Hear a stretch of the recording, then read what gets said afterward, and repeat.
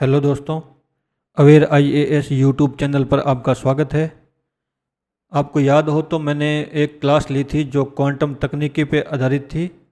उस क्लास में मैंने क्वांटम तकनीकी की जो भी तकनीकियाँ थी, जो भी चीज़ें थी, वो समझा दी थी आपको।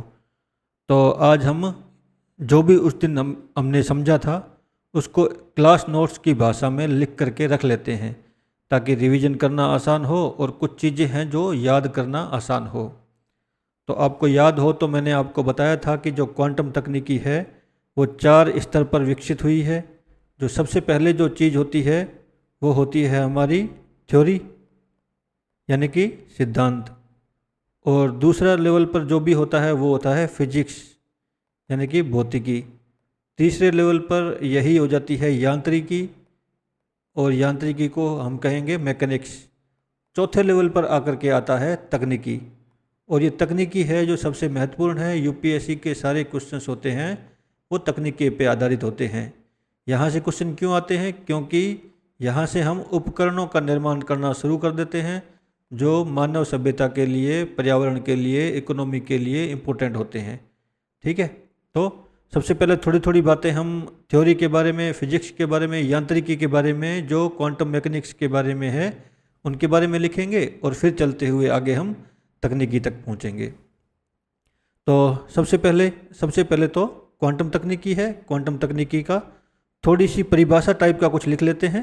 तो यहाँ आप पॉइंट डाल सकते हो परिभाषा सबसे पहले। तो ये परिभाषा टाइप का कह लो, या फिर जो बैकग्राउंड है वो बैकग्राउंड कह लीजिए। तो बैकग्राउंड में लिखना शुरू कीजिए। बैकग्राउंड में है 19वीं शताब्दी के अंत तक, 19वीं शताब्दी के अंत तक वैज्ञानिकों का यह मानना था कि ऊर्जा निरंतर, या फिर ब्रैकेट में लिखिए कॉन्टिन्यूअस, ऊर्जा निरंतर ब्रैकेट में कॉन्टिन्यूअस है। पूरी लाइन क्या हो गई? 19वीं शताब्दी के अंत तक वैज्ञानिकों का यह मानना था कि ऊर्जा निरंतर होती है या फिर कॉन्टिन्यूअस होती है, परंतु पारंपरिक भौतिकी के इस सिद्धांत को कुछ नवीन प्रयोगों से चुनौती मिली। परंतु पारंपरिक भौतिकी के इस सिद्धांत को कुछ नवीन प्रयोगों से चुनौती मिली। तो वो चुनौतियाँ कौन कौन से प्रयोगों ने दी उसको 1 बाय 1 करके लिख लीजिए। 1 2 3। उस क्लास में भी मैंने ये प्रयोग वैसे के वैसे लिखवाए हैं। तो सबसे पहला प्रयोग था कर्षणिका विकिरण। कर्षणिका विकिरण, इसको इंग्लिश में कह देते हैं ब्लैक बॉडी रेडिएशन। यानी कि कोई गर्म धातु होती है, गर्म तत्व होता है, गर्म कोई पदार्थ है, वो विकिरण उत्सर्जित करता है, उसको कह दिया कृष्णिका विकिरण। दूसरा है प्रकाश विद्युत प्रभाव। दूसरा लिखिए प्रकाश विद्युत प्रभाव, फोटो इलेक्ट्रिक इफेक्ट। तीसरा हो जाएगा परमाणुओं से ऊर्जा का उत्सर्जन एवं अवशोषण। परमाणुओं से ऊर्जा का उत्सर्जन एवं अवशोषण। इन समस्याओं के समाधान के लिए, यहाँ से लिखिए, इन समस्याओं के समाधान के लिए क्वांटम सिद्धांत प्रस्तुत किया गया। यह एक तरह से छोटा सा बैकग्राउंड हो गया जो हमें बता रहा है कि क्वांटम तकनीकी है वो कैसे आई, या क्वांटम सिद्धांत है वो उसका जन्म कैसे हुआ। यहाँ तक लिखने के बाद में आगे लिखिए। आगे अब जो पहला पॉइंट हमारा हो जाएगा वो हो जाएगा क्वांटम सिद्धांत, या इसको क्या कहेंगे, क्वांटम थ्योरी। ठीक है, इसके अंदर लिखना शुरू कीजिए। 20वीं शताब्दी की शुरुआत में, 20वीं शताब्दी के शुरुआत में वैज्ञानिकों ने पाया वैज्ञानिकों ने पाया कि सूक्ष्म स्तर पर, सूक्ष्म स्तर क्या होंगे उसके लिए ब्रैकेट में लिख लीजिए, परमाणु और उपपरमाणु कण। सूक्ष्म स्तर पर ब्रैकेट में परमाणु और उपपरमाणु कण। सूक्ष्म स्तर पर प्रकृति का व्यवहार पारंपरिक भौतिकी से भिन्न होता है। प्रकृति का व्यवहार पारंपरिक भौतिकी से भिन्न होता है। इसी के आधार पर क्वांटम सिद्धांत का जन्म हुआ। इसी के आधार पर क्वांटम सिद्धांत का जन्म हुआ। ये इतना सा पैराग्राफ लिख लिया आपने। इसके बाद में एक बुलेट पॉइंट टाइप का ऐसे लगा के लिखिए, मैक्स प्लैंक, या हिंदी में लिख लीजिए मैक्स प्लैंक। फिर आगे इसके लिख लीजिए 1900, यानी वर्ष 1900 की बात है। मैक्स प्लैंक ने क्या कहा था उसके बारे में लिखिए। मैक्स प्लैंक को क्वांटम सिद्धांत का मैक्स प्लैंक को क्वांटम सिद्धांत का जनक माना जाता है। इन्होंने प्रस्तावित किया कि ऊर्जा छोटे छोटे पैकेट्स में उत्सर्जित और अवशोषित होती है। यही विचार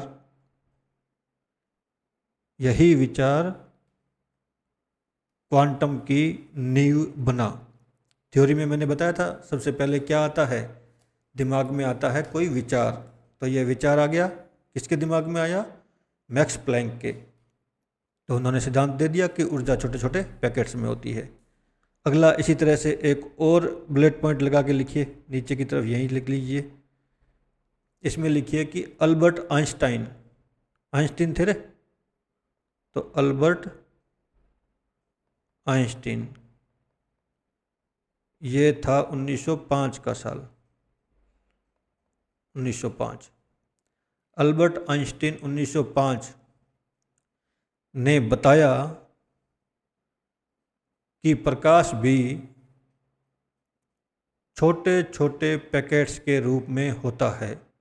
मैक्स प्लैंक ने ऊर्जा के बारे में बताया था, आइंस्टीन अब प्रकाश के बारे में बता रहे हैं। क्या बता रहे हैं कि प्रकाश भी छोटे छोटे पैकेट्स के रूप में होता है, जिसे फोटोन कहा।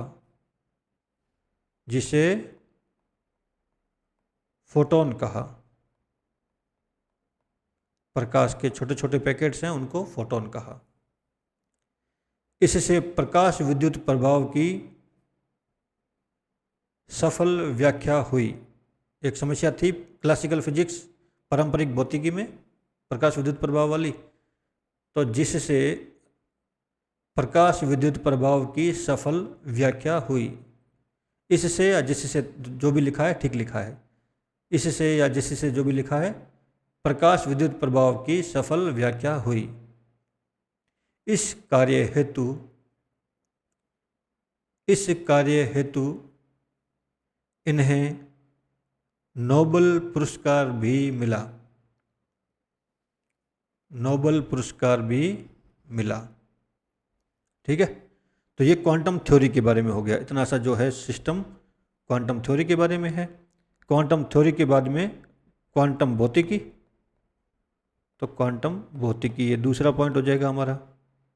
ये पहला पॉइंट था, तो यहाँ आ जाएगा क्वांटम भौतिकी। क्वांटम भौतिकी में उसी प्रकार से नीचे लिखना शुरू कीजिए। चाहो तो ये बुलेट पॉइंट्स में लिख लीजिए, पॉइंट वाइज लिख लेंगे ना। भौतिकी के तहत परमाणु एवं उपपरमाणु कणों, परमाणु एवं उपपरमाणु कणों, उपपरमाणु कणों जैसे इलेक्ट्रॉन, प्रोटॉन, न्यूट्रॉन और फोटॉन। उपपरमाणु कणों जैसे इलेक्ट्रॉन, प्रोटॉन, न्यूट्रॉन और फोटॉन के व्यवहार का अध्ययन किया जाता है। एक पॉइंट हो गया पूरा। आगे वाला पॉइंट लिखिए। इसके तहत परमाणु की स्थिरता, परमाणु स्पेक्ट्रम कॉमा लगा के लिखिए ना, परमाणु की स्थिरता, स्थिरता के बाद में कॉमा लगाइए, फिर लिखिए परमाणु स्पेक्ट्रम, स्पेक्ट्रम के बाद कॉमा लगाइए, सूक्ष्म कणों के व्यवहार का अध्ययन किया गया। क्या लिखा आपने? इसके तहत परमाणु की स्थिरता, परमाणु स्पेक्ट्रम, सूक्ष्म कणों के व्यवहार आदि का, या फिर इतना ही लिख लीजिए, का अध्ययन किया गया। हो गया। आगे एक पॉइंट और लिखिए। इसके अनुसार ऊर्जा, इसके अनुसार ऊर्जा कई स्थितियों में निश्चित पैकेट्स के रूप में व्यवहार करती है। ऊर्जा के पैकेट्स क्वांटा कहलाते हैं। क्वांटा या फिर QUANTA, क्वांटा कहलाते हैं। एक पॉइंट और लिख लीजिए फिजिक्स के तहत। प्रकाश और पदार्थ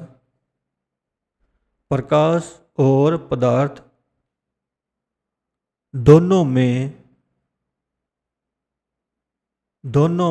तरंगीय व कणीय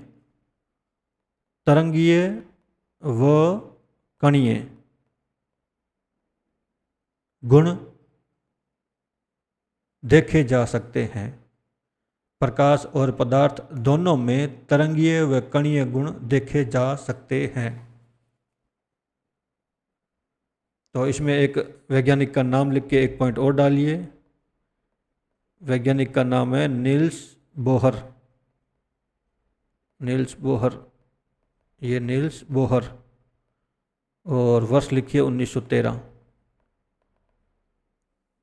तो इनके बारे में जो इन्होंने कहा था या इनकी जो खोज थी उनको लिखिए कि नील्स बोहर ने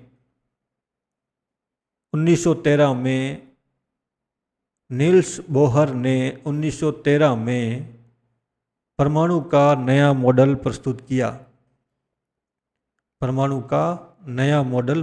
किया तथा बताया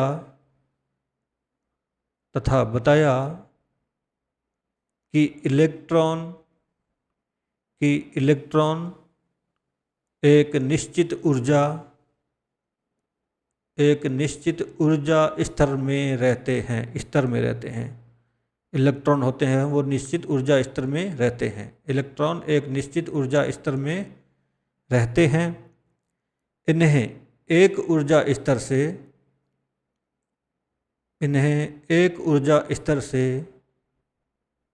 दूसरे ऊर्जा स्तर तक जाने के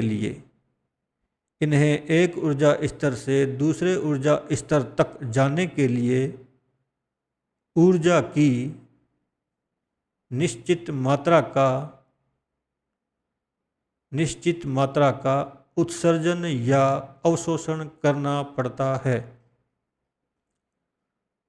ऊर्जा का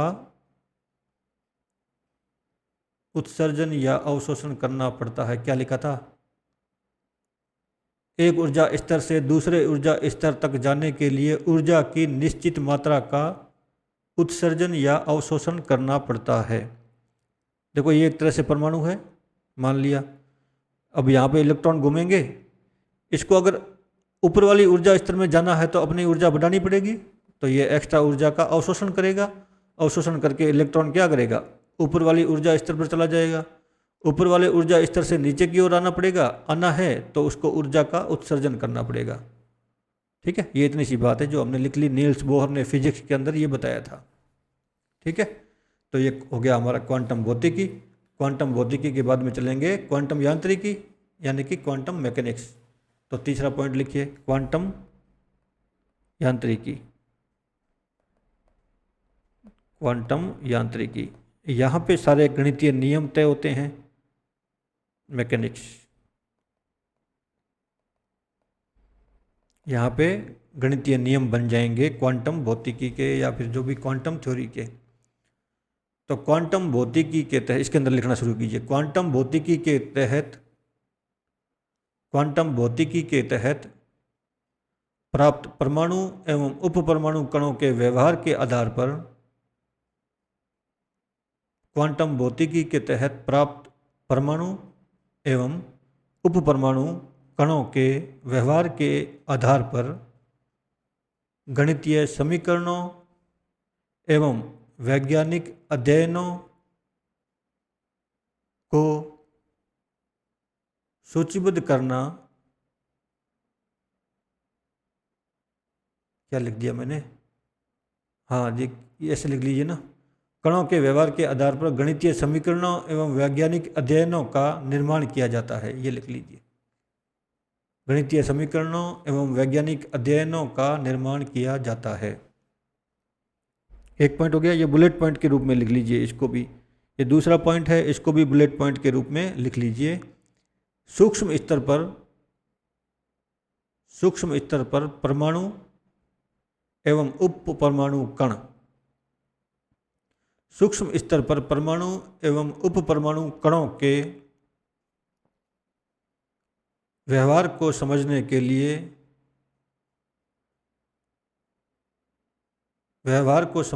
लिए,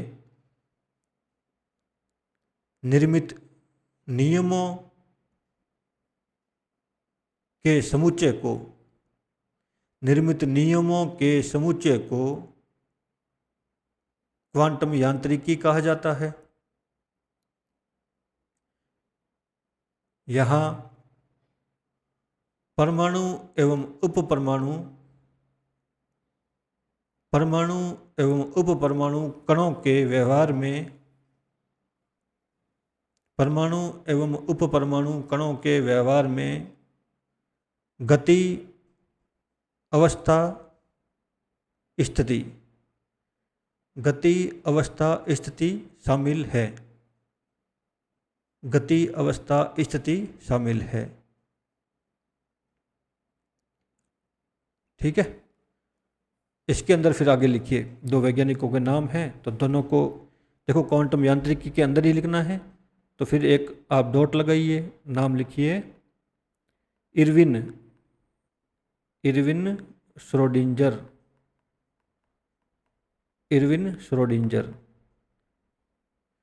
ये था 1926 में। क्या कहा था, इरविन श्रोडिंजर ने तरंग समीकरण का विकास किया। प्रकाश तरंग के रूप में, ऊर्जा तरंग के रूप में, तो इस समीकरण का निर्माण इरविन श्रोडिंजर ने किया। इरविन श्रोडिंजर ने तरंग समीकरण का विकास किया तथा सूक्ष्म कणों के व्यवहार का गणितीय विवरण प्रस्तुत किया, या गणितीय समीकरण प्रस्तुत किया। विवरण समीकरण एक ही बात यहाँ पे। इरविन श्रोडिंजर ने तरंग समीकरण का विकास किया तथा सूक्ष्म कणों के व्यवहार का गणितीय विवरण प्रस्तुत किया। एक और डॉट लगाइए, एक वैज्ञानिक का नाम और लिख लीजिए।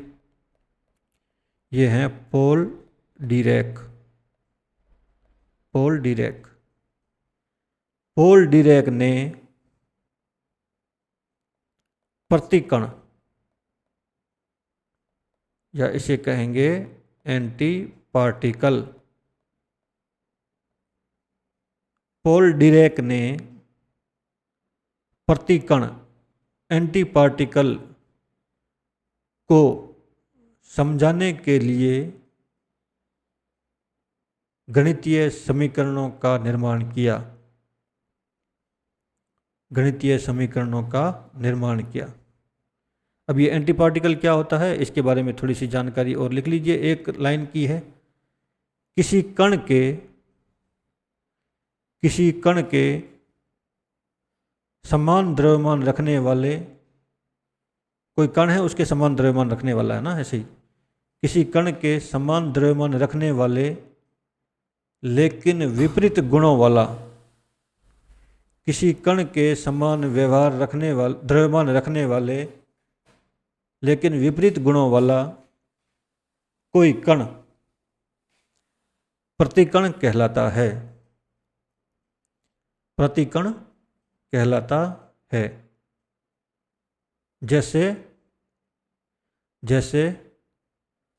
इलेक्ट्रॉन का प्रतिकण,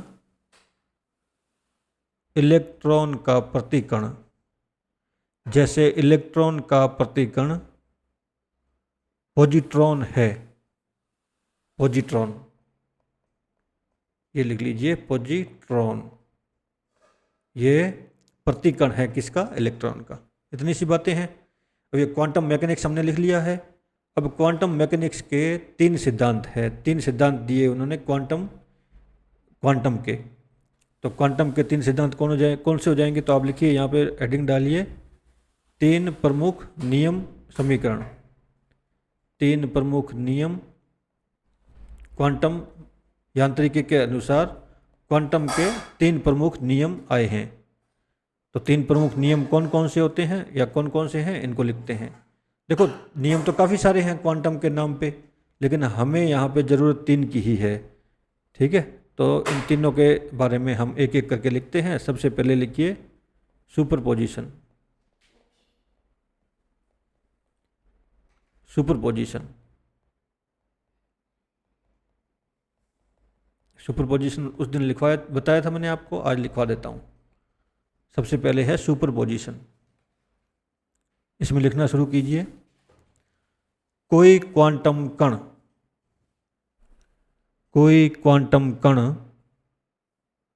क्वांटम कण क्या होता है, जैसे मैं बताऊं आपको, इलेक्ट्रॉन होता है ना, ये इलेक्ट्रॉन एक तरह से क्वांटम कण है।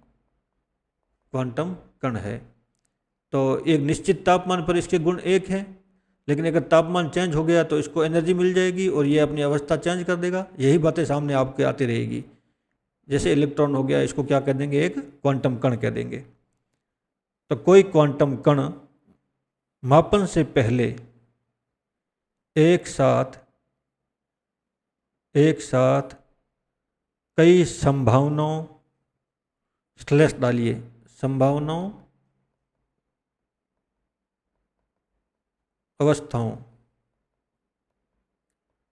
संभावनाओं या फिर अवस्थाओं के संयोजन में रह सकता है। संभावनाओं अथवा अवस्थाओं के संयोजन में रह सकता है जब तक क्वांटम कण का मापन नहीं किया जाता। क्वांटम कण का मापन नहीं किया जाता। अगर इलेक्ट्रॉन को हम अगर सामान्य तापमान पे रखेंगे ना, तो यह हायर ऊर्जा में जाएगा तो ऊर्जा अवशोषित करेगा, फिर हायर ऊर्जा से लोअर ऊर्जा में वापस आएगा, ऊर्जा का उत्सर्जन कर देगा। यह ऐसे घूमता रहता है। हमें निश्चित जगह पता नहीं है कि इलेक्ट्रॉन हमारे को कहाँ मिलेगा। ठीक है, इसी को इन्होंने इस तरह से कह दिया है, जब तक क्वांटम कण का मापन नहीं किया जाता है, जब तक क्वांटम कण का मापन नहीं किया जाता है, तब तक वह एक साथ एक से अधिक संभावनाओं की अवस्था में रह सकता है। जबकि मापन के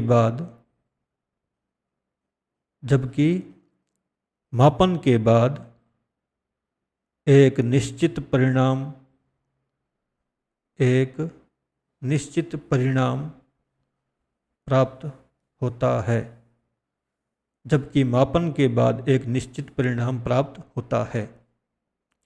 इसके थोड़ा एग्जाम्पल करके लिख लीजिए। उदाहरण क्या हो सकते हैं? एग्जाम्पल के तौर पर एक बल्ब, लाइट का बल्ब होता है, या तो ये क्या होगा, ऑन या फिर ऑफ। ठीक है। अगर इसी को हम क्वांटम के स्तर पर इलेक्ट्रॉन के बारे में देखेंगे तो यह क्या हो सकता है, ऑन या ऑफ या दोनों अवस्थाओं में। इसका मतलब क्या हुआ, इलेक्ट्रॉन या तो निचले स्तर पर हो सकता है या यहाँ हो सकता है, क्या हो गया, या निचले स्तर पर, ऊर्जा के निचले स्तर पर हो सकता है, या ऊर्जा के ऊपर वाले स्तर पर हो सकता है, या इन दोनों के बीच में कहीं हो सकता है, ना तो ऊपर है ना नीचे, बीच में कहीं है, तो किसी भी अवस्था में हो सकता है। तो क्वांटम स्तर पर या तो ऑन या ऑफ या ऑन ऑफ के बीच की कोई अवस्था, या ऑन ऑफ के बीच की कोई अवस्था। हो गया ये सुपरपोजिशन के बारे में। अब दूसरा लिखिए। दूसरा है एंटेंगलमेंट। एंटेंगलमेंट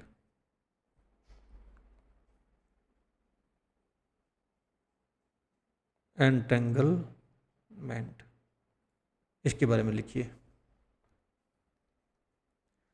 यह ऐसी घटना है, यह ऐसी घटना है जिसमें, यह ऐसी घटना है जिसमें दो या अधिक कण, दो या अधिक कण, दो या अधिक कण इस प्रकार परस्पर जुड़े होते हैं, इस प्रकार परस्पर जुड़े होते हैं कि एक कण की अवस्था, एक कण की अवस्था दूसरे कण की अवस्था से, दूसरे कण की अवस्था से गहराई से संबंधित होती है, गहराई से संबंधित होती है, चाहे उनके बीच, चाहे उनके बीच कितनी भी दूरी क्यों न हो, चाहे उनके बीच कितनी भी दूरी क्यों न हो। आगे एक, जैसे ये लिख लिया ना, पूरा पैराग्राफ बना लिया, ये पैराग्राफ बना लिया, तो बीच में ना ऐसे इस तरह से लिखिए, इस तरह से छोटा बीच में करके। इसमें एक कण के बारे में, इसमें एक कण के बारे में जानकारी मिलने पर दूसरे कण के बारे में भी जानकारी तुरंत मिल जाती है। एक कण के बारे में जानकारी मिलने पर दूसरे कण के बारे में भी जानकारी तुरंत मिल जाती है। देखो ये दोनों कण मान लिया जुड़े हुए हैं, एक की अवस्था ऊपर की ओर है और दूसरे की अवस्था भी ऊपर की ओर रहती है, ये दोनों आपस में जुड़े हुए हैं। यानी कि एक कण है, अगर इसकी अवस्था ऐसी है तो इसकी भी ऐसी होगी, लेकिन अगर इसकी अवस्था चेंज करके हम नीचे करेंगे ना, तो ऑटोमेटिकली दूसरे वाले कण हैं, इसकी अवस्था भी नीचे हो जाएगी, ये आपस में जुड़े हुए हैं। ठीक है। इसका एग्जाम्पल देखो क्या है, कि मान लिया कोई घड़ी चोरी हो गई है, एक घड़ी चोरी हो गई है, घड़ी चोरी हो गई है और पुलिस को दो लोगों पे शक है, एक ए है एक बी है, और निश्चित रूप से पता है कि ये दोनों में से कोई एक चोर है, पक्का पता है ये। अब क्या हुआ, हमारे को पता चला कि ए चोर है, ए चोर है पता चल गया, तो बताओ बी क्या है, चोर नहीं है, अपने आप ही तो पता चल गया, ए तो चोर है बी चोर नहीं है। मैंने ये एग्जांपल दिया है सिंपल सा आपको समझाने के लिए, कि ए का पता चल गया कि ये चोर है, तो बी चोर नहीं है, ऑटोमेटिकली पता चल गया। ठीक है, तो ये दूसरा पॉइंट हो गया जो क्वांटम के नियमों में है। एक क्वांटम के नियमों में तीसरा नियम है, इसको कहते हैं क्वांटम टनलिंग। क्वांटम टनलिंग, इसको लिख लीजिए, क्वांटम टनलिंग। इसमें भी लिखिए, पारंपरिक यांत्रिकी के नियमों से, पारंपरिक भौतिकी कह लो, यांत्रिकी कह लो, जो भी, पारंपरिक यांत्रिकी के नियमों से कोई सूक्ष्म कण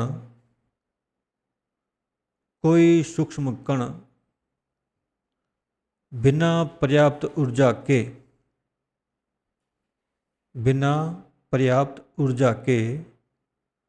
ऊर्जा बाधा को पार नहीं कर सकता। पारंपरिक यांत्रिकी के नियमों से कोई सूक्ष्म कण बिना पर्याप्त ऊर्जा के ऊर्जा बाधा को पार नहीं कर सकता।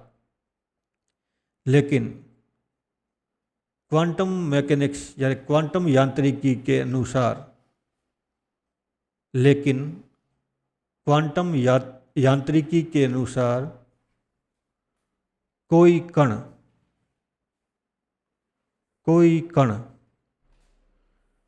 पर्याप्त ऊर्जा के बिना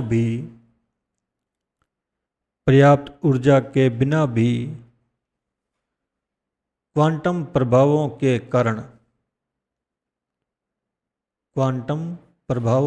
कारण बाधा पार करके दूसरी ओर मिल सकता है। बाधा के दूसरी ओर मिल सकता है। क्वांटम प्रभावों के कारण बाधा पार करके बाधा के दूसरी ओर मिल सकता है या मिलने की संभावना है। इसे क्वांटम टनलिंग कहते हैं। इसे क्वांटम टनलिंग कहते हैं। टनलिंग नाम क्यों दिया? दरअसल मान लिया ये पहाड़ है, इस पहाड़ पे एक व्यक्ति को पार करना है, तो उसका रास्ता क्या होगा? इस तरह से होगा, इस तरह से ऊपर से जाकर के फिर नीचे आएगा। यही तो सिंपल तरीका है। लेकिन इसमें एक व्यक्ति जो ऊपर चढ़ना चाहता है, उसके पास पर्याप्त ताकत ही नहीं है, उसकी क्षमता नहीं है कि वो इस बाधा को पार करके ऊपर चढ़ के नीचे की तरफ उतर जाए। उसके अंदर इतनी क्षमता है ही नहीं। ठीक है, तो पारंपरिक भौतिकी तो बेचारी सही कहती थी कि अगर इसके पास ताकत नहीं है तो ये चढ़ नहीं सकता और आगे उस तरफ मिलेगा नहीं, इस बाधा को पार करके इस तरफ आएगा नहीं। लेकिन क्वांटम भौतिकी कहती है कि वो ऐसा तरीका हो सकता है कोई, जिसमें यह बाधा को पार किए बिना इस जगह पे हमारे को मिल सकता है। एक संभावना है, एक संभावना बताई गई है, मिल सकता है। और मिलेगा कैसे, उसको कुछ नहीं बताया है। उन्होंने कहा है कि क्वांटम टनलिंग हो जाती है, यानी कि कोई ऐसा अपारदर्शी ऐसा कुछ तरीका हो जाता है जिसमें टनल बन जाती है इसके आर पार, और वो एकदम से दूसरी तरफ मिल जाता है बाधा के, जबकि मिलना नहीं चाहिए लेकिन मिल जाता है हमारे को। ठीक है, तो ये क्वांटम के जो यांत्रिकी वगैरह फिजिक्स और क्वांटम थ्योरी है वो हो गया। अब हमारा जो अगला टॉपिक है, मेन टॉपिक है, वो है तकनीकी। वो क्या है? क्वांटम तकनीकी। और हमें मोस्टली इस पे बना रहना है और इसी पे बात करनी है ज़्यादा। वो ऊपर वाली चीज़ें सारी है वो समझने के लिए, कभी प्रयोग करना हो, इस्तेमाल करना हो, लिखना हो तो उसके बारे में तुरंत लिखा और फिर आगे बढ़ गए। अब जो हमारा मेन फोकस रहेगा क्वांटम तकनीकी पे, इस पे 2 पॉइंट लिख लीजिए आप। सबसे पहले लिखिए कि क्वांटम यांत्रिकी के नियमों का 3 नियम पढ़े हैं हमने, वही क्वांटम यांत्रिकी के नियमों का उपयोग करके नवीन तकनीकियां विकसित करना। क्वांटम यांत्रिकी के नियमों का उपयोग करके नवीन तकनीकियां विकसित करना। दूसरा पॉइंट इसी के अंदर अगर डॉट लगा करके यानी कि बुलेट पॉइंट बना कर लिखिए, इसमें सुपरपोजिशन, एंटेंगलमेंट और टनलिंग जैसे नियमों को आधार बनाकर कंप्यूटिंग, संचार, सेंसिंग और अन्य तकनीकी प्रणालियों का विकास किया जाता है। जैसी अन्य तकनीकी प्रणालियों का विकास किया जाता है। नियमों को आधार बनाकर कंप्यूटिंग, संचार, सेंसिंग और अन्य तकनीकी प्रणालियों का विकास किया जाता है। अब जो तकनीकियाँ थी, पारंपरिक जो हमारी भौतिकी थी या मैकेनिक्स थी, उसमें कौन सी कमियां रह गई थी? पारंपरिक तकनीकी रूप से चीज़ें बन रही थी, उसमें कौन सी कमियां थी? तो वो कमियां लिख लीजिए। पारंपरिक तकनीकी की कमियां,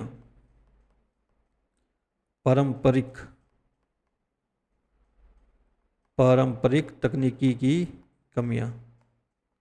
कोई कमियां होगी तभी तो हम नया इनोवेशन करने का प्रयास करेंगे। तो इनोवेशन क्यों हो रहा है? क्योंकि पारंपरिक तकनीकी में कुछ खामियां थी। ये खामियां क्या थी? ये लिख लीजिए, बुलेट पॉइंट बना करके सीधे सीधे पॉइंट में लिख लीजिए, ज़्यादा ऐसे भाषा की आवश्यकता इसमें है नहीं। पहला लिखिए कि जटिल गणनाएं, जटिल गणनाएं थी तो इसमें आगे लिखिए अधिक समय लगता है, जटिल गणनाएं हैं तो। अभी जो मामले चल रहे हैं, सिस्टम चल रहा है, यहाँ पे हमारे को गणनाएं हैं वो बहुत जटिल हो गई है। यहाँ पे अगर जो घटनाएं हैं जटिल हो गई है, गणनाएं हैं वो जटिल हो गई है, तो उसको करने के लिए भी समय ज़्यादा लग रहा था। ठीक है। दूसरा पॉइंट डालिए, साइबर सुरक्षा की कमी। साइबर हमले होते रहते हैं, साइबर सुरक्षा की कमी। फिर अत्यधिक सटीकता का अभाव था। तो या फिर ये लिख लीजिए, सटीकता का अभाव, अत्यधिक सटीकता की कमी थी। हम सटीक गणनाएं नहीं कर पाते थे। ठीक है। फिर दवाइयों की खोज, दवा प्रभाव, दवा का प्रभाव पड़ने वाला है वो, जलवायु, मौसम जैसे जटिल क्षेत्रों का सिमुलेशन समझते हो? सिमुलेशन मुश्किल हो रहा था। सिमुलेशन मतलब क्या हुआ कि जैसे हमें पता चला कि यहाँ पे कोई तूफान है, ठीक है, और ये हमारा भारत है। अब वो कभी कभी दिखाते हैं ना कि ये धीरे धीरे गति करके यहाँ तक पहुँचेगा, तो वो बताने का जो तरीका होता था, इस तरह से आप देखते हो कि ये जो तूफान है इस तरफ गति करते हुए दिखाता है। हालांकि अभी यहाँ पर है, लेकिन वो भविष्य की चीज़ें बता रहा है, तो इसको सिमुलेशन कहते हैं। इसी प्रकार से दवा की खोज करने के लिए सिमुलेशन की है, दवा किस तरह से बनेगी और क्या प्रभाव दिखाएगी। दवा के प्रभाव किसी व्यक्ति के शरीर के जो भी अंग हैं उनके ऊपर दवा का क्या प्रभाव होने वाला है, कि कोई जैसे ये हार्ट है और ये हार्ट की कोई दवाई है, और 2 साल 5 साल 10 साल बाद इस हार्ट की स्थिति क्या रहेगी ये दवाई लेने के बाद, ये बताने के लिए। तो इस सब को क्या कहते हैं? सिमुलेशन कहते हैं। ठीक है। चलिए आगे लिखिए। अब एक नया पॉइंट डालिए, क्वांटम तकनीकी के प्रमुख क्षेत्र। क्वांटम तकनीकी के प्रमुख क्षेत्र, किन किन क्षेत्रों में क्वांटम तकनीकी को इस्तेमाल किया जा रहा है और कौन से क्षेत्र हैं जिनमें इसकी सबसे अधिक आवश्यकता है। तो ऐसे क्षेत्रों की बात करते हैं, क्वांटम तकनीकी के प्रमुख क्षेत्र। तो सबसे पहले लिखिए क्वांटम कंप्यूटिंग, क्वांटम कंप्यूटिंग, इसको कहते हैं क्वांटम कंप्यूटर भी बोल दो। चाहे कंप्यूटिंग करेगा तो कंप्यूटर ही तो करेगा, तो कंप्यूटर का निर्माण या सुपर कंप्यूटर का निर्माण, ठीक है, या फिर सुपर कंप्यूटर। एक क्षेत्र ये हो गया। एक और लिखिए, क्वांटम संचार, क्वांटम कम्युनिकेशन, कम्युनिकेशन। और तीसरा और लिखिए, क्वांटम सेंसिंग, क्वांटम सेंसिंग। और इसके साथ में क्वांटम मेट्रोलॉजी,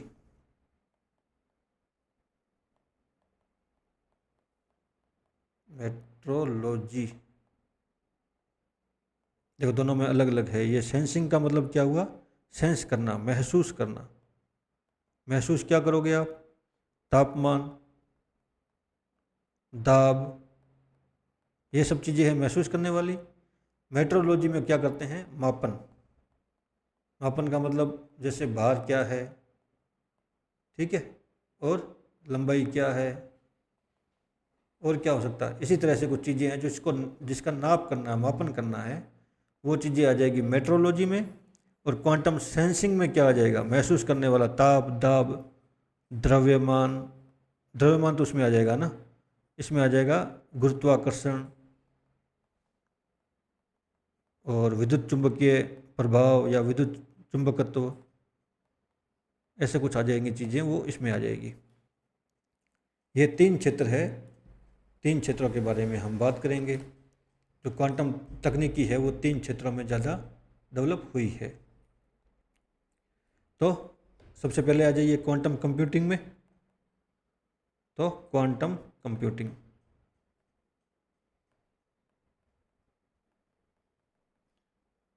क्वांटम कंप्यूटिंग, इसके अंदर लिखना शुरू कीजिए। क्वांटम कंप्यूटिंग में, क्वांटम कंप्यूटिंग में सूचना के प्रसंस्करण के लिए, सूचना के प्रसंस्करण, प्रसंस्करण का मतलब समझते हो, प्रोसेसिंग। सूचना का सबको प्रोसेसिंग करना, उसमें से जो चीज़ चाहिए उसको निकालना। क्वांटम कंप्यूटिंग में सूचना के प्रसंस्करण के लिए पारंपरिक बिट्स 0 या 1, ब्रैकेट में लिखिए 0 या 1, पारंपरिक बिट्स 0 या 1 के स्थान पर क्वांटम बिट्स या क्यूबिट, क्यूबिट्स, इसको क्यू बिट्स ऐसे भी लिख सकते हो, QUBITS ऐसे भी लिख सकते हो। तो क्या लिखा था, पारंपरिक बिट्स ब्रैकेट में 0 या 1 के स्थान पर क्वांटम बिट्स या क्यूबिट्स का उपयोग किया जाता है। क्यूबिट्स क्या होती है, मैंने बताया था इलेक्ट्रॉन के फॉर्म में होता है, तो 0 भी हो सकता है, 1 भी हो सकता है, या 0 1 का संयोजन हो सकता है। यानी कि वो हायर ऊर्जा वैलेंसी या लोअर ऊर्जा वैलेंसी कहीं पर भी हो सकता है, बीच में कुछ ना कुछ उसकी एनर्जी हो सकती है। जब तक उसका मापन नहीं किया जा सकता, मापन नहीं किया जाता, तब तक के लिए। ये पॉइंट पूरा हो गया। मैं दोबारा पढ़ देता हूँ। क्वांटम कंप्यूटिंग में सूचना के प्रसंस्करण के लिए पारंपरिक बिट्स 0 या 1 के स्थान पर क्वांटम बिट्स या क्यूबिट्स का उपयोग किया जाता है।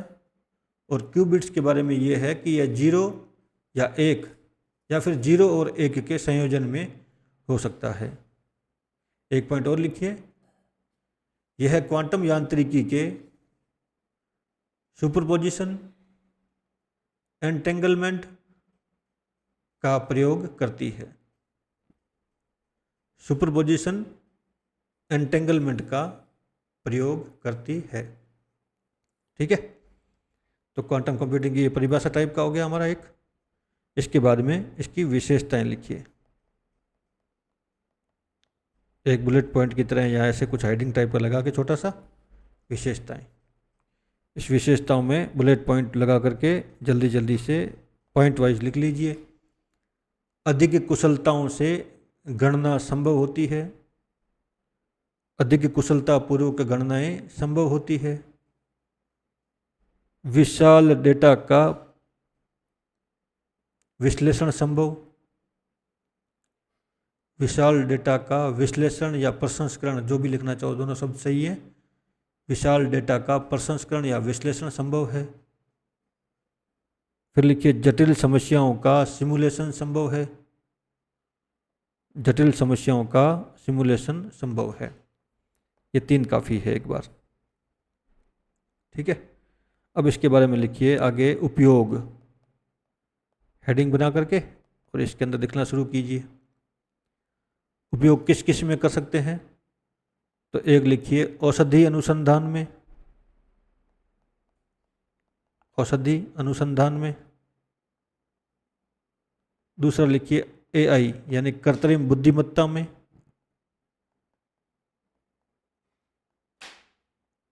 कृत्रिम बुद्धिमत्ता में, आर्टिफिशियल इंटेलिजेंस हो गया। वित्तीय मॉडल बनाने में। वित्तीय मॉडल बनाने में। और लिखिए लॉजिस्टिक, लॉजिस्टिक में। लॉजिस्टिक में। और एक और लिख लीजिए मौसम और जलवायु पूर्वानुमान में। मौसम व जलवायु पूर्वानुमान में। हो गया, ये बातें हो गई। तो अब ये क्वांटम कंप्यूटर और पारंपरिक कंप्यूटर में क्या फ़र्क आ गया, क्या इतना बड़ा अंतर आ जाएगा, उसके बारे में थोड़ी सी बात देख लेते हैं ना। तो एक नई हेडिंग बनाइए, उसमें लिखिए पारंपरिक कंप्यूटर वर्सेज क्वांटम कंप्यूटर। तो पारंपरिक, गलत लिख दिया मैंने, पारंपरिक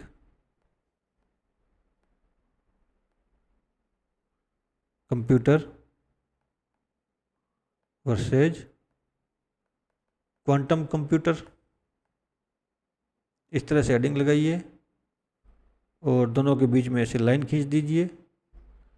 ठीक है, और इधर लिखना शुरू कीजिए। पहले इधर यहाँ पे, यहाँ लिखिए सूचना बिट्स में। सूचना बिट्स में। बिट्स क्या होती है?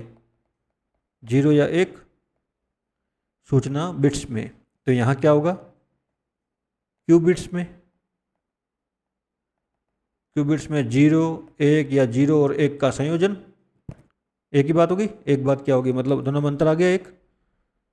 दूसरा लिखिए पारंपरिक भौतिकी पर आधारित। पारंपरिक भौतिकी के नियमों पर आधारित।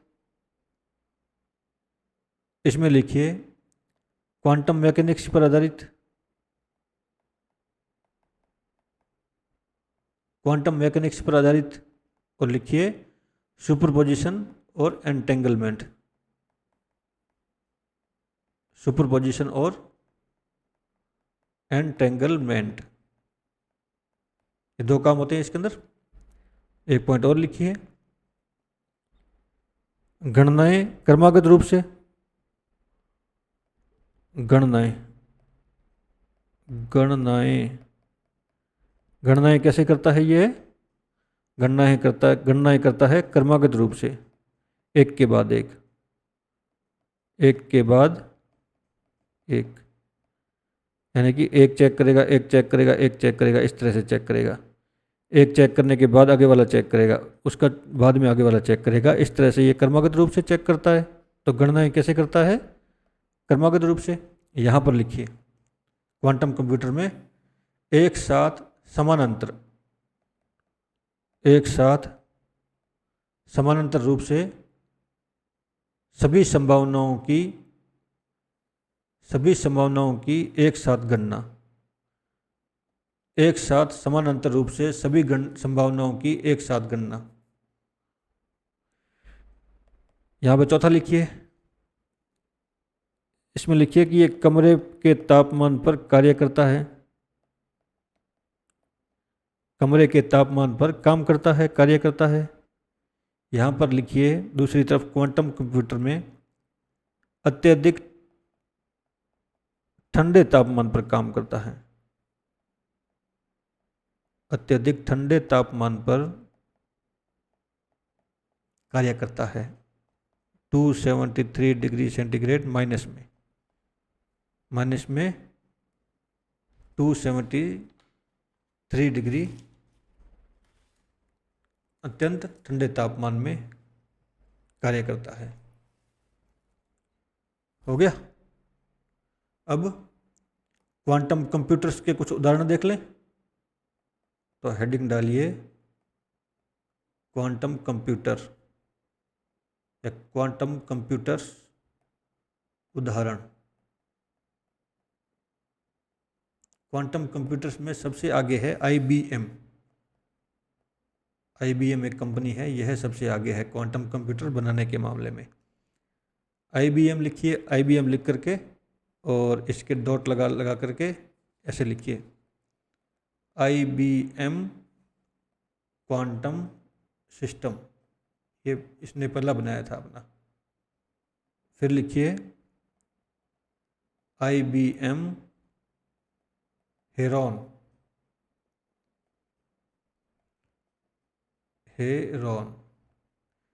यह 156 क्यूबिट का 156 क्यूबिट का प्रोसेसर था। इसके अंदर 156 क्यूबिट का प्रोसेसर था। एक और लिखिए IBM कॉन्डोर, ये कॉन्डोर, ये था 1121 क्यूबिट का, 1121 क्यूबिट का इसके अंदर प्रोसेसर था। एक और लिखिए IBM ईगल, यह छोटा ही था, 127 क्यूबिट का प्रोसेसर। UPSC पूछ सकती है हेरॉन, कॉन्डोर, ईगल, प्रीलिम्स में पूछ सकता ना यह क्या है। तो ये सुपर कंप्यूटर है या क्वांटम कंप्यूटर्स है, किसके हैं? IBM कंपनी के। इसमें एक और भाई साहब हैं, गूगल साहब। तो गूगल साहब के बारे में भी लिख लेते हैं। गूगल ने कौन से झंडे गाड़े हैं इसके अंदर? तो गूगल के 2 सुपर कंप्यूटर हैं या क्वांटम कंप्यूटर है, इनके बारे में लिखिए। एक तो है Google willow, Google willow, willow के क्रिकेट बैट आते हैं, आपको पता है ना। और दूसरा है गूगल सिक्का मोर, ये सिक्का मोर ऐसे लिखा जाएगा, गूगल सिक्का मोर। ये 2 गूगल के क्वांटम कंप्यूटर है। इसके आगे लिखना चाहो तो लिख लो 105 क्यूबिट, 105 क्यूबिट का ये इसके अंदर वो प्रोसेसर है और सुपर कंडक्टिंग क्वांटम कंप्यूटर है,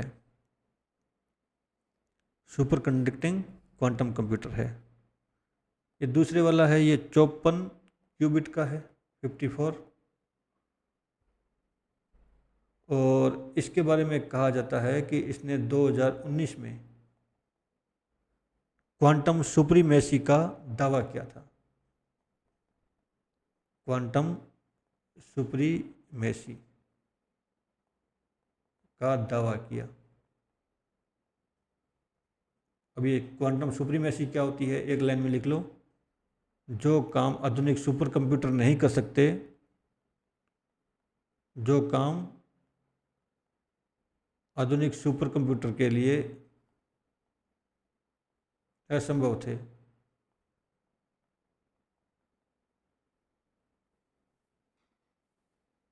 क्या हो रहा है, असंभव थे वे काम किए। तो गूगल का सिक्का मोर, इसलिए उस समय न्यूज़ में भी आया था, लेकिन यूपीएससी ने पूछा नहीं पूछा मुझे याद नहीं है इसके बारे में। तो गूगल सिक्का मोर, गूगल विलो और क्वांटम सुप्रीमेसी भी पता चल गई। क्वांटम सुप्रीमेसी में क्या होता है, ये हो गया क्वांटम कंप्यूटिंग। क्वांटम कंप्यूटिंग के बाद में अब लगाइए क्वांटम कम्युनिकेशन, या दूसरा पॉइंट है कैसे है वो देख लेना आप, पीछे क्या लगा हुआ है। इसमें लिखिए क्वांटम कम्युनिकेशन, क्वांटम संचार।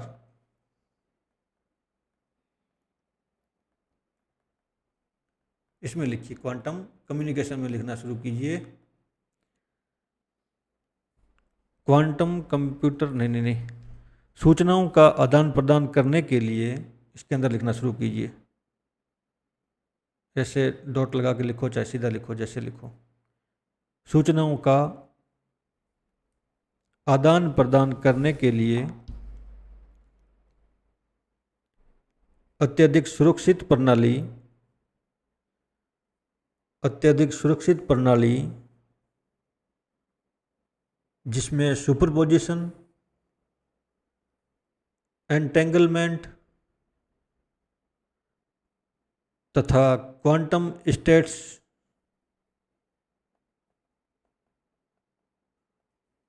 स्टेट्स, जैसे यांत्रिकी नियमों का प्रयोग किया जाता है, जैसे यांत्रिकी नियमों का प्रयोग किया जाता है तथा डेटा या क्रिप्टोग्राफिक कुंजियां, डेटा या क्रिप्टोग्राफिक कुंजियां या कुंजियों का सुरक्षित आदान प्रदान किया जाता है। डेटा या क्रिप्टोग्राफिक कुंजियों का सुरक्षित आदान प्रदान किया जाता है। डॉट बना करके या बुलेट पॉइंट के रूप में और पॉइंट लिखिए। इसमें क्वांटम कणों, विशेषकर फोटोन का प्रयोग किया जाता है। सूचना भेजने के लिए फोटोन का प्रयोग है ना, जैसे आजकल तो वो जैसे चलती है ना, लाइट बीम डालते हैं और OFC cable, optical fibre cable, वैसा ही कुछ। इसमें क्वांटम कणों, विशेषकर फोटोन का प्रयोग किया जाता है। इसमें क्वांटम कणों, विशेषकर फोटोन का प्रयोग किया जाता है। यहाँ पारंपरिक संचार के विपरीत, अगला डॉट लगा करके, इसमें पारंपरिक संचार के विपरीत डेटा चोरी, हैकिंग, साइबर हमले आदि खतरों को समाप्त किया जाता है, किया जा सकता है। आदि खतरों को समाप्त किया जा सकता है। ठीक है। फिर इसमें भी लिखिए विशेषताएं। हर बार हम ऐसे लिखते हैं ना, विशेषताएं फिर उपयोग, तो इसमें लिखिए विशेषताएं आगे। इसकी क्या विशेषताएं हैं? वैसे तो विशेषताएं आई ही गई। जो दूसरा पॉइंट था ना, डॉट ये वाला यहाँ पे लिखा था, डेटा की सुरक्षा, डेटा की चोरी नहीं। तो पहला क्या हो जाएगा? डेटा सुरक्षा, डेटा चोरी नहीं। और गोपनीयता, गोपनीयता की रक्षा, क्योंकि बहुत सारे कम्युनिकेशन है ना गोपनीय रखने पड़ते हैं, जैसे सेना का हो गया या फिर भारत सरकारों का आपस में हो गया, तो गोपनीय रखने वाली चीज़ें हैं, तो उसके लिए क्वांटम संचार का उपयोग किया जा सकता है। गोपनीयता की रक्षा। फिर लिखिए तीसरा पॉइंट, साइबर हमलों से सुरक्षा, साइबर हमलों से सुरक्षा। फिर जासूसी की संभावनाएं समाप्त।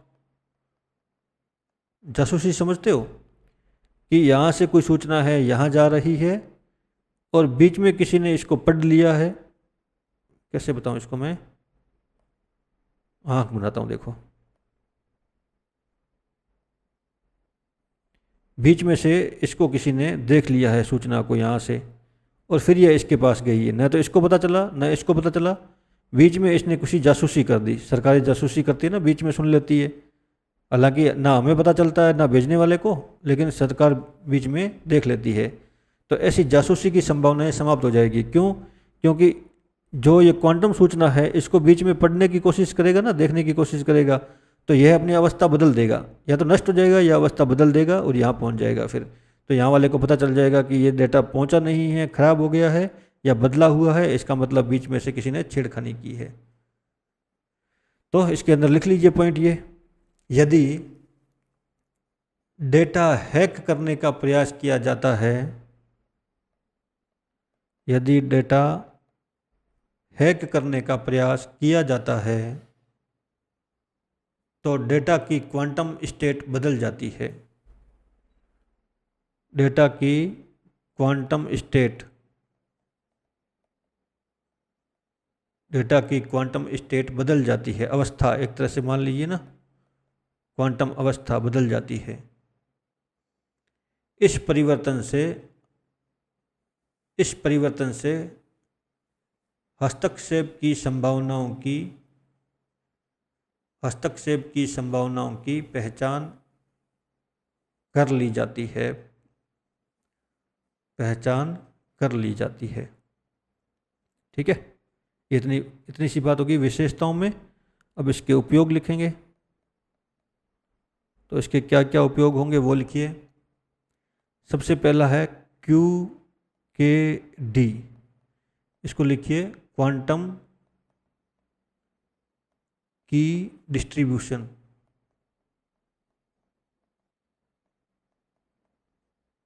यह दरअसल क्या होता है, पासवर्ड टाइप का होता है। वो यहाँ वाले के व्यक्ति के पास होगा और फिर पढ़ने वाले व्यक्ति के पास होगा। यह दोनों व्यक्तियों के पास पासवर्ड होगा और यह दो लोग ही इसको देख सकते हैं। आप कहोगे बीच वाला पासवर्ड, बीच वाले के पास पासवर्ड होगा तब भी वो देख नहीं पाएगा। सिर्फ यहाँ वाला कंप्यूटर और यहाँ वाला कंप्यूटर जानता है कि इस चीज़ को कैसे पढ़ना है। इनक्रिप्शन कुंजियों का अत्यधिक सुरक्षित आदान प्रदान किया जाता है। कुछ कुंजियाँ होती है तो उन कुंजियों का इसमें लिख लीजिए। एनक्रिप्शन कुंजियों का, की यानी कुंजी होता ना, ये की। एनक्रिप्शन कुंजियों का अत्यधिक सुरक्षित आदान प्रदान किया जाता है। दूसरा, संवेदनशील सैन्य संचार में। अब सैन्य संचार मैंने लिखाया है तो आप सरकारों का भी संचार मान लीजिए। बैंक के अंदर भी कुछ ऐसे संचार होते हैं जो संवेदनशील होते हैं। संवेदनशील डेटा है उसका भी कहीं ना कहीं भेजा जाता है तो उसको भी मान लीजिए, लेकिन आप लिख लीजिए एक पॉइंट के रूप में, संवेदनशील सैन्य संचार में। बैंकिंग और वित्त में, अंतरिक्ष में, और एक महत्वपूर्ण है परमाणु प्रतिष्ठान।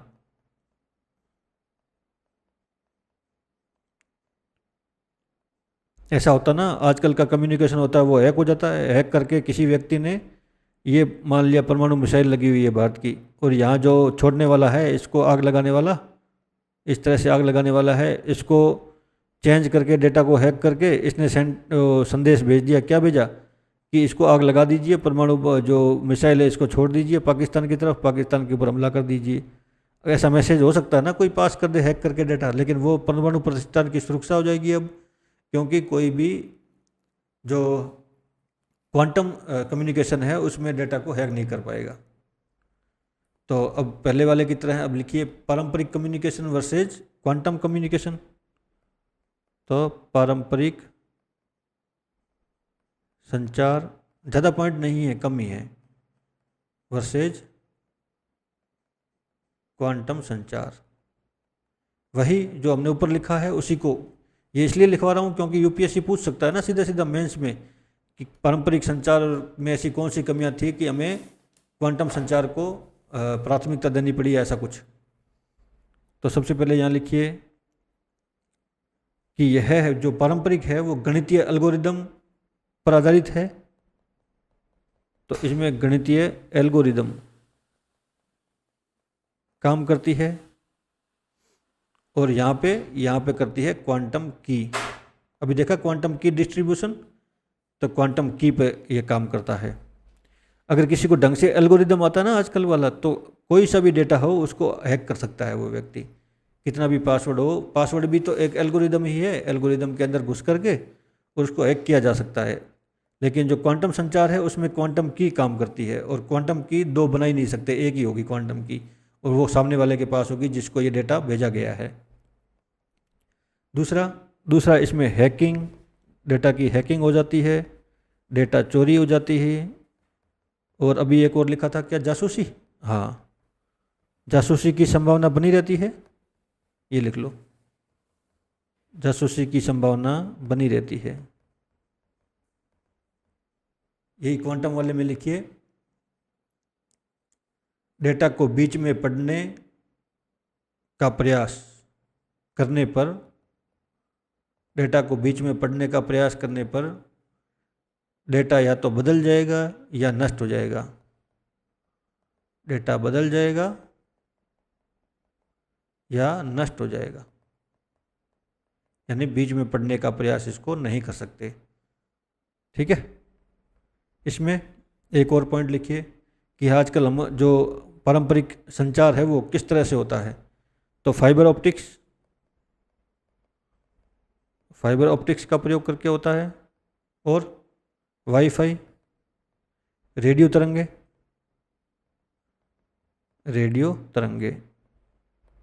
यह जो संचार है, संचार का माध्यम है। और यहाँ पे लिखिए तीसरे पॉइंट में जो क्वांटम संचार है, इसमें हम करेंगे क्वांटम के माध्यम से, और क्वांटम के माध्यम से किसका प्रयोग करेंगे, फोटोन का। ठीक है। तो ये हो गया हमारा क्वांटम संचार। क्वांटम संचार में हमने अनुप्रयोग लिख लिए, इसका अंतर लिख लिया। अच्छा, एक चीज़ बच गई ना, इसके उदाहरण भी तो लिखने हैं। ये उदाहरण, क्वांटम संचार के कौन कौन से उदाहरण हैं जो देखे जा सकते हैं। सबसे पहले लिखिए चीन। चीन ने MICIUS,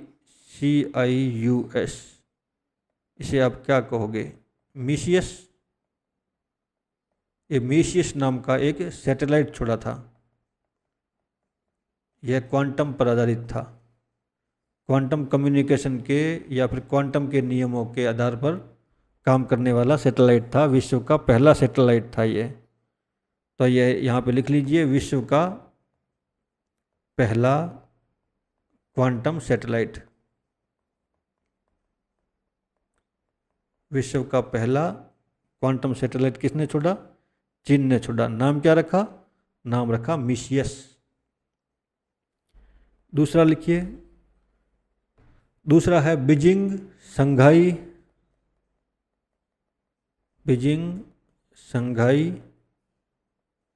quantum network.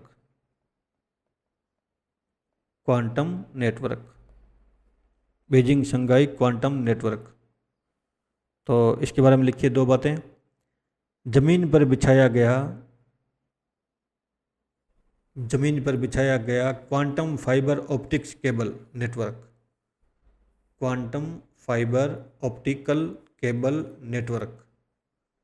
Quantum fibre optical cable network.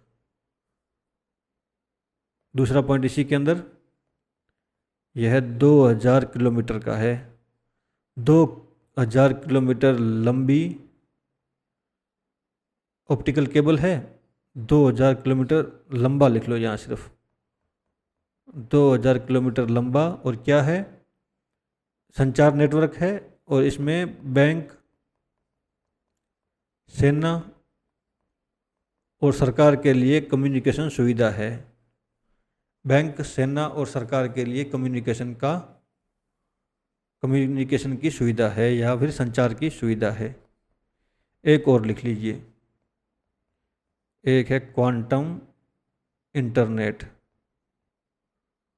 ऐसा लग रहा है ना ये भी चीन ने किया होगा, पर क्वांटम इंटरनेट है वो चीन ने नहीं किया। इसमें लिखिए यूरोप में इस पर काम चल रहा है।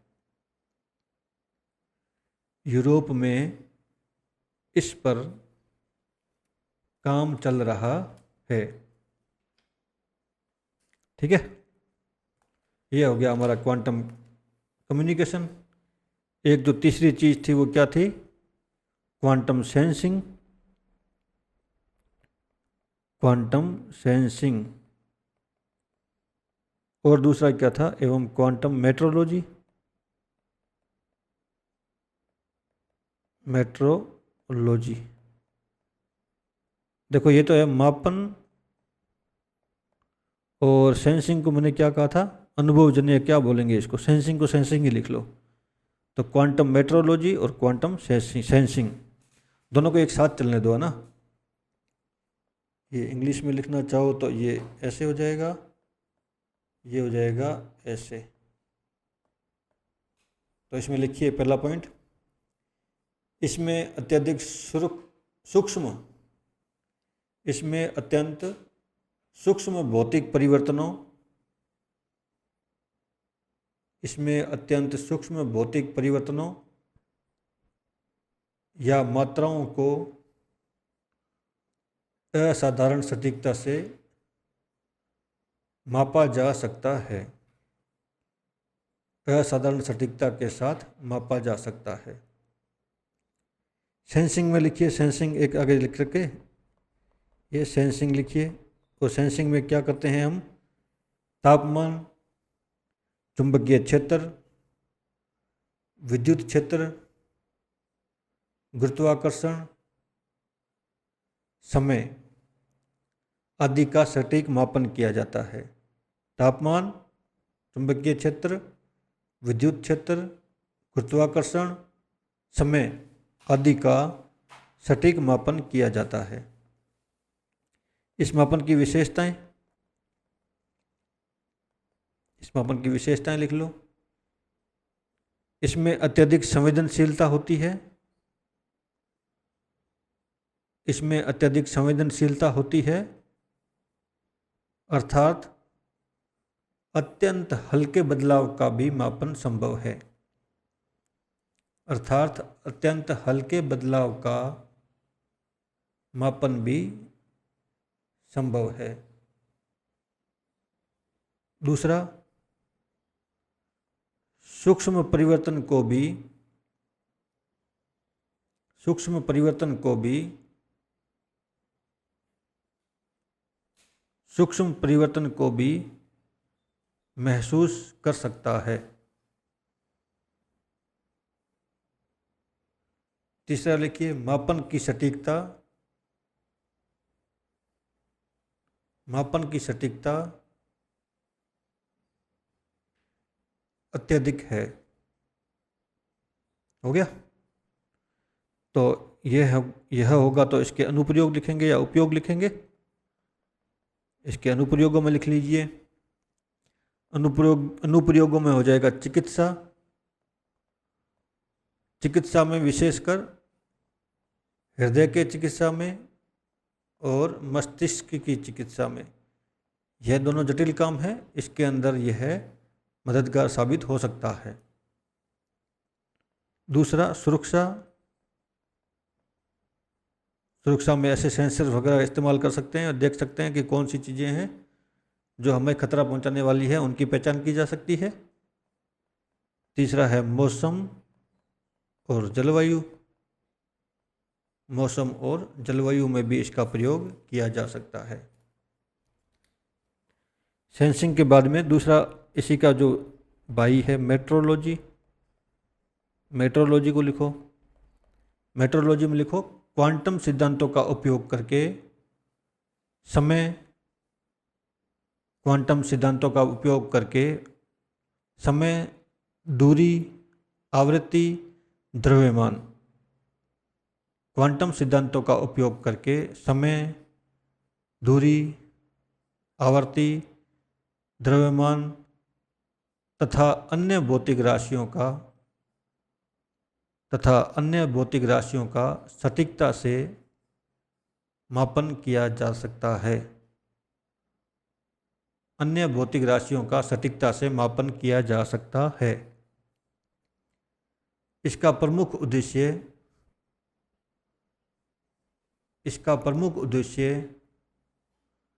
मापन प्रणालियों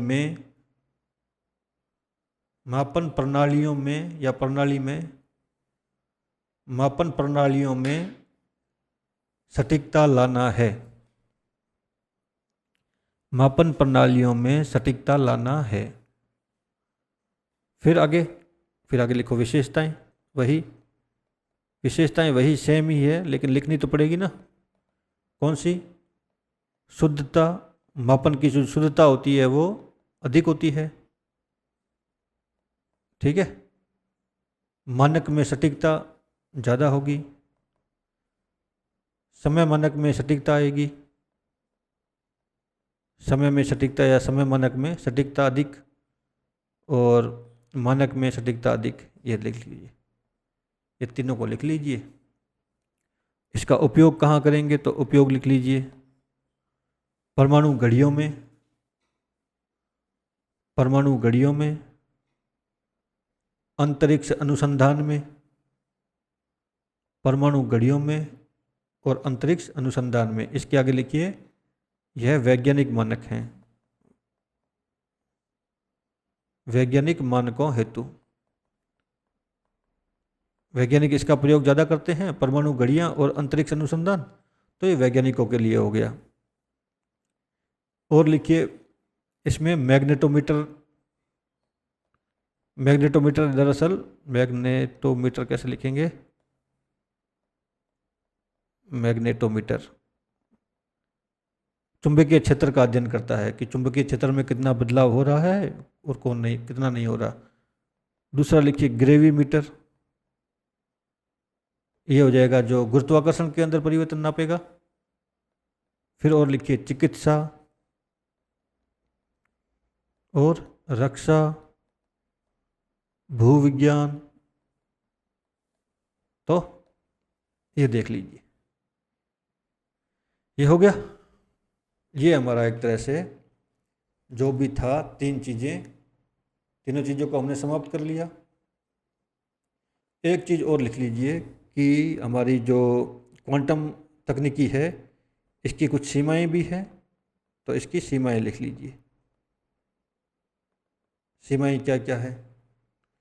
तो सीमाओं में सबसे पहली सीमा लिखिए तकनीकी जटिलता अधिक है।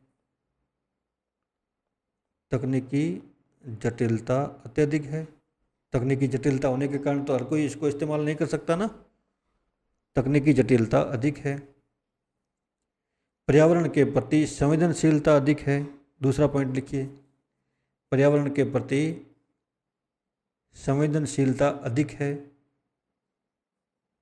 अर्थात ताप, दाब, कंपन, ताप, दाब, कंपन, विद्युत चुंबकीय विकिरण, विद्युत चुंबकीय विकिरण से प्रभावित हो सकती है, जिससे डेटा में बदलाव या डेटा नष्ट हो सकता है। डेटा में बदलाव या डेटा नष्ट हो सकता है।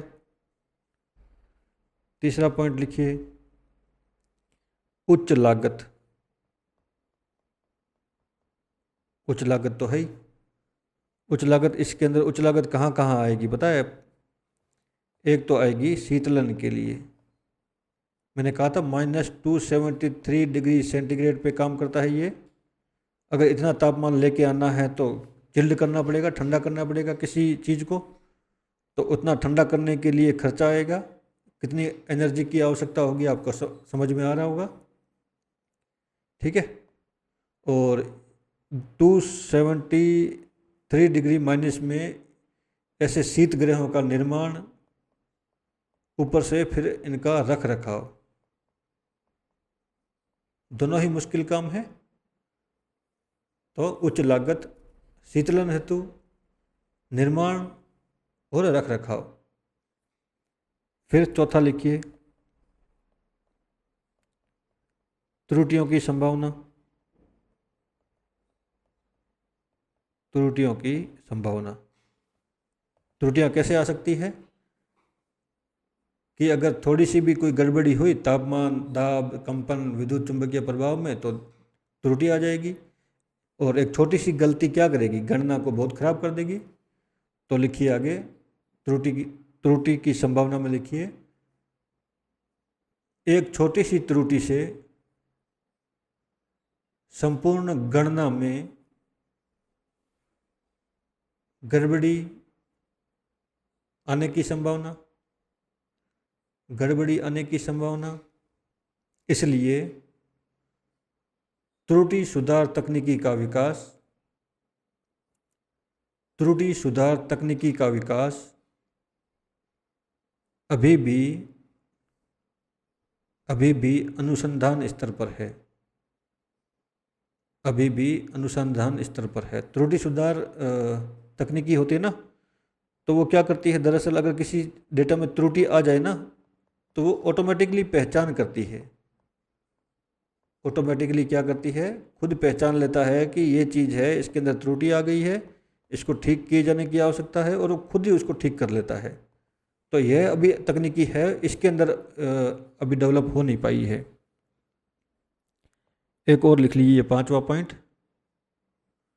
कुशल मानव संसाधन का अभाव। कहीं पर भी अगर आपको तकनीकी कमियां लिखनी हो ना, तो कुशल मानव संसाधन का अभाव कहीं पर भी चिपका देना, कोई दिक्कत नहीं है, ये हर जगह प्रयोग में आ जाएगा।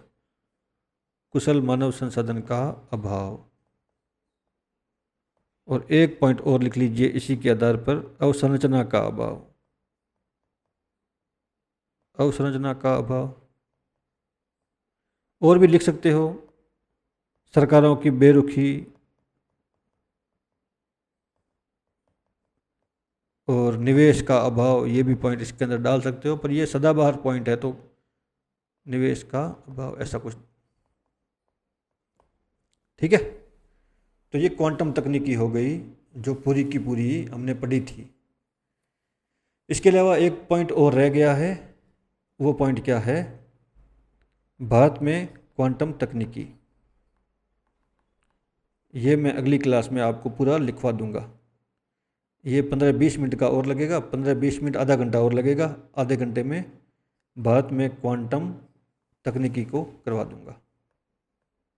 ठीक है, तब तक इसके नोट्स बना लीजिए, नोट्स बना करके याद कर लीजिए, और अगली क्लास में हम भारत में जो क्वांटम तकनीकी है इसके बारे में लिख लेंगे। पूरा के पूरे नोट्स हो जाएंगे 3 क्लासों के साथ में।